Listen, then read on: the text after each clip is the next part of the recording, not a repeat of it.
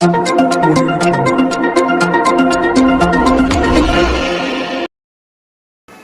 લાજપોર જેલની ઘટના, કાચા કામના આરોપીનું શંકાસ્પદ મોત થયું। જેલમાં ઉલટી અને તબિયત બગડતા સારવાર માટે હોસ્પિટલ લાવવામાં આવ્યો।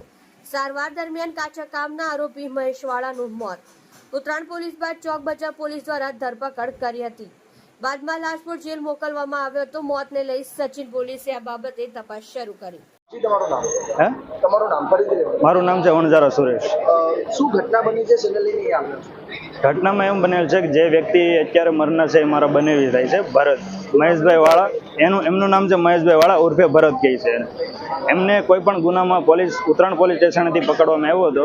ઉત્તરાયણ પોલીસ સ્ટેશન પકડ્યા બાદ એને ચોક પોલીસ સ્ટેશને લઈ જવામાં આવ્યો છે। ચોક પોલીસને કોઈ પણ કાર્યવાહીને અટક કર્યા બાદ એને ભરૂચ પોલીસ સ્ટેશને લઈ ગયા આવ્યો। ભરૂચથી એક દિવસ રાખીને એને ડાયરેક્ટ લાજપોર જેલમાં એને દાખલ કરવામાં આવ્યો। લાજપોર જેલમાંથી દાખલ કરી એને કોઈ પણ અચાનક ઉલટી કે દુખાવા થવાનું એવું બાનું કે બીમારી બતાવી ડૉક્ટર પાસે તપાસ કરી ડાયરેક્ટ સિવિલ હોસ્પિટલમાં તપાસ કરવામાં આવી। સિવિલ હોસ્પિટલમાં એને સવારના 10 વાગ્યાના ગાળામાં લાવેલા 10 વાગ્યાના ગાળામાં લાવેલા અને એ વ્યક્તિના ચોક પોલીસ સ્ટેશનેથી મને એક હિરીશ વસાવા કરીને ફોન આવેલો અને એમણે મને 7 વાગે જણાવેલું કે આ વ્યક્તિનું મૃત્યુ થયેલું છે। કયા કારણે થયું છે, કેમ થયું છે એ કાંઈ નહીં જણાવેલું।